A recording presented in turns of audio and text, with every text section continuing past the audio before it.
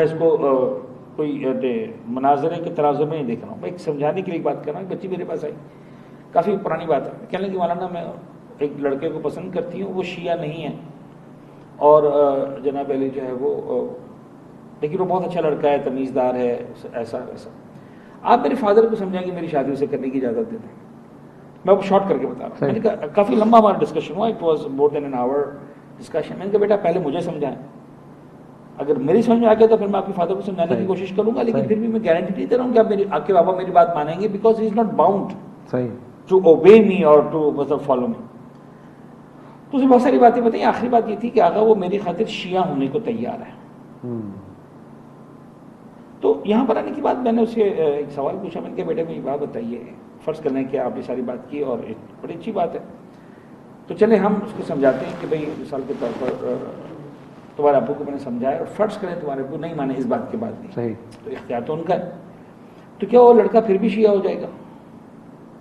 کہ نہیں مولانا پھر کیوں شیعہ ہوگا وہ؟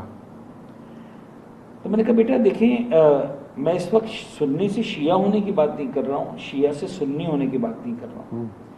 میں تمہیں سمجھانا ہی چاہ رہا ہوں کہ اس کا مطلب اس کے نزدیک نہ اپنا دین امپورٹنٹ ہے اس کا سنی ہونا، نہ اس کے نزدیک تمہارا دین امپورٹنٹ ہے شیعہ ہونا. اس کے نزدیک تمہارا چہرہ امپورٹنٹ ہے، تم امپورٹنٹ ہو. تو میں صرف ایک ایز اے مینٹور کہہ لیں، ایک طالب علم کہہ لیں، عالم دین کہہ لیں، میں آپ کو سمجھا رہا ہوں بیٹا کہ اگر ایک بچہ ایسا ہے اس دنیا میں جو آپ کا چہرہ دیکھ کر اپنا دین چھوڑنے کو تیار ہے، اب وہ ریگارڈلیس کہ سنی سے شیعہ ہو رہا ہے کہ شیعہ سے سنی ہو رہا ہے، وہ کافر سے مسلمان ہو رہا ہے کہ مسلمان سے کافر ہو رہا ہے، یعنی انسان کی نگاہوں میں دین کی بہرحال ایک امپورٹنس ہوتی ہے، پرائیورٹی ہوتی ہے. اگر اس کے نزدیک اس کا دین، اس کا عقیدہ، اس کا ایمان، اس کی جنت جہنم پرائیورٹی نہیں ہے، آپ پرائیورٹی ہو، تو میں نے مان لیا. اس بات کی کیا گارنٹی ہے کہ جو تمہارا چہرہ دیکھ کر اپنا دین چھوڑنے کو تیار ہو گیا وہ کل کوئی دوسرا چہرہ دیکھ کر تمہارا چہرہ چھوڑنے کو تیار نہیں ہوگا؟ مجھے اس بات پہ مطمئن کر دو.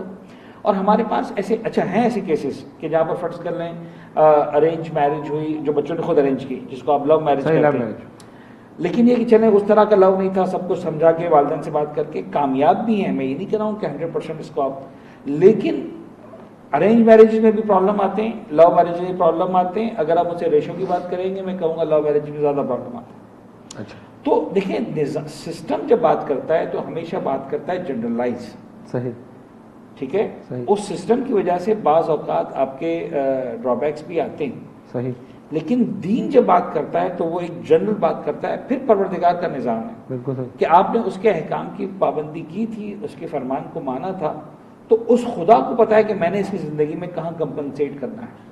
اس کی ریسیٹ ایشو نہیں ہوتی، ہمیں پتہ نہیں ہوتا. صحیح ہم صرف بلیم کرتے رہتے ہیں، خدا کا شکر میرا وہ مسئلہ حل ہو گیا، خدا کا شکر میرا ایسا مسئلہ حل ہو گیا، خدا کا شکر میں وہاں پہ نہیں پھنسا.